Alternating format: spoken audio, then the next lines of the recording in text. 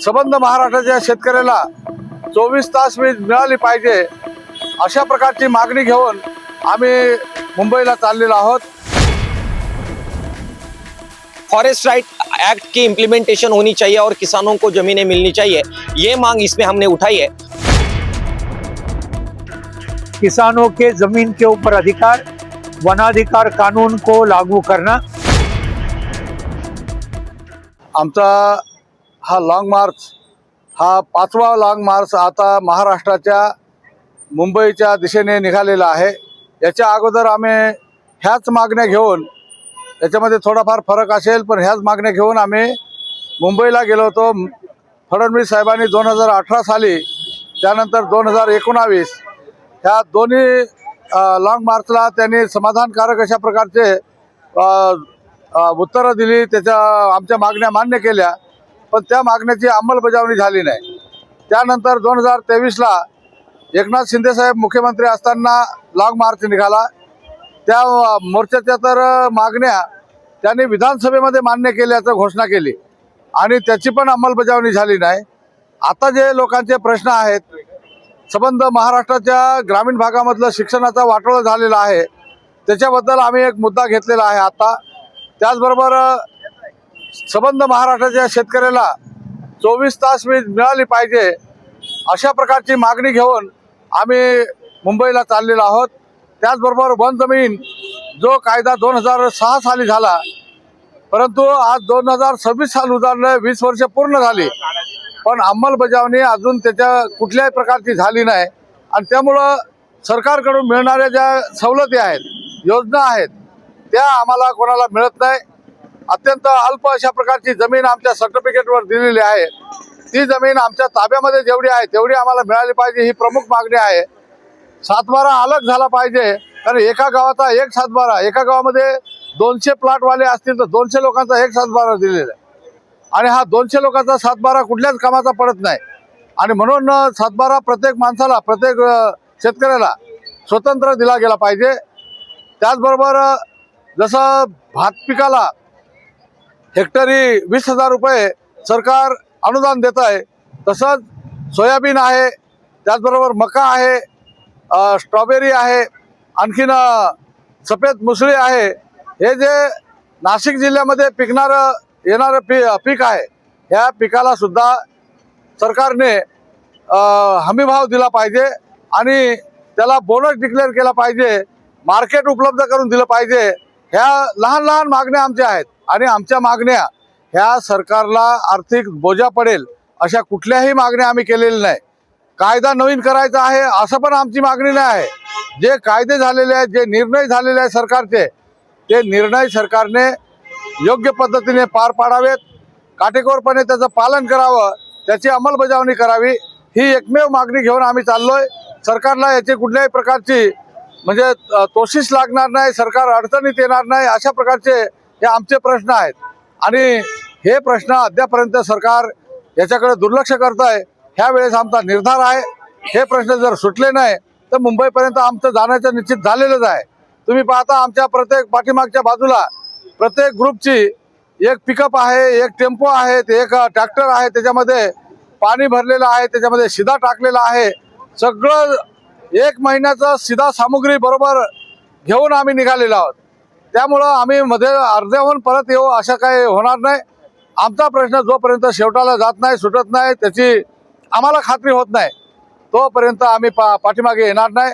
भले ते मुंबईत पोहोचल्यानंतर ते म्हणतील आझाद मैदानावर बसा, इथं बसा, तसं होणार नाही। आम्ही मंत्रालयाला घेराव टाकून बसणार आहोत आणि ती जबाबदारी सरकारची आहे। याच्यामध्ये म्हातारी माणसं आहेत, काही आजारी पण माणसं आहेत, त्याचं जर वाटेत काही झालं तर ही पण जबाबदारी सरकारची आहे।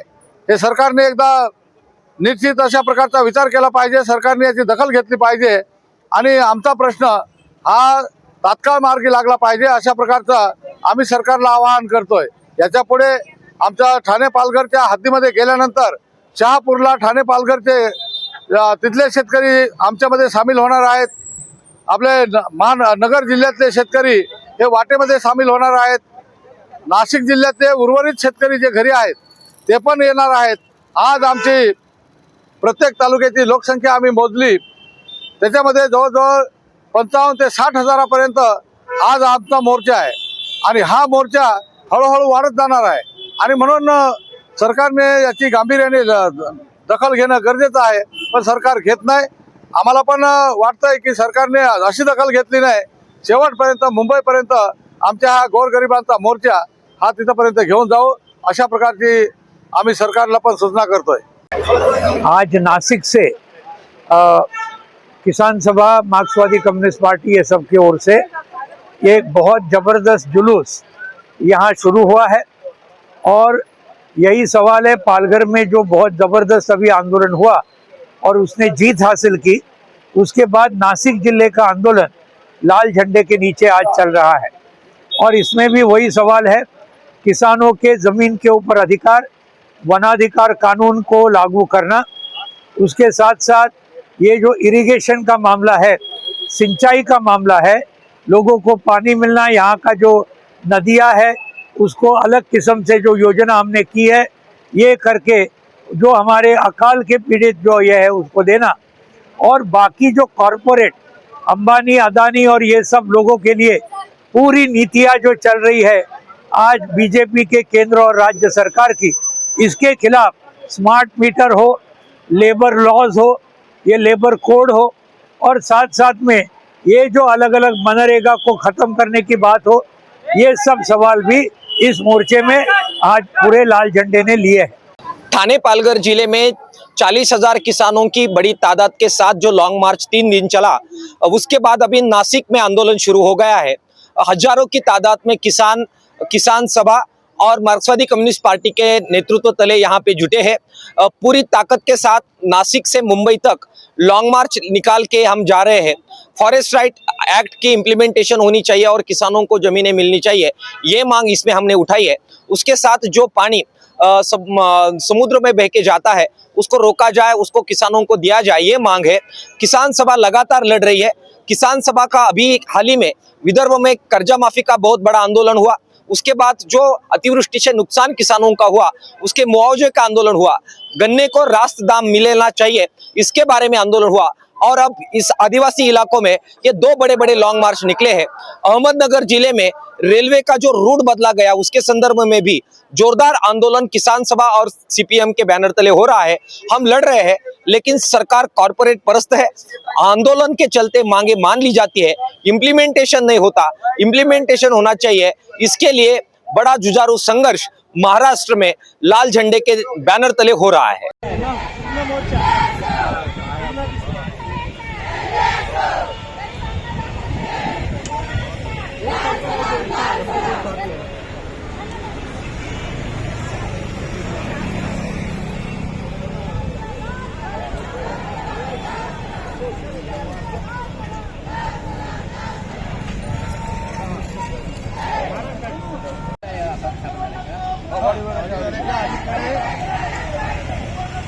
आपण दुसरा लॉंग मार्च जिथे आपल्याला अटकवलं होतं ना,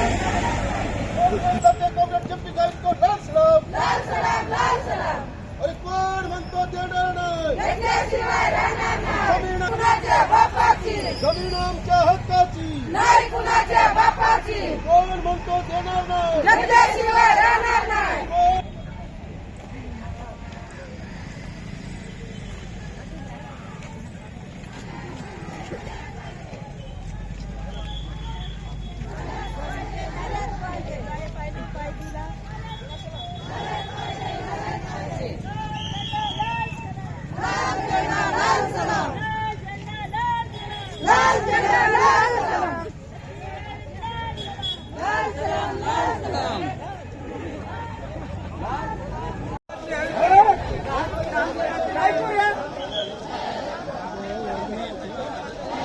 आपलीच माणसं पण चुकवा नको तुम्ही।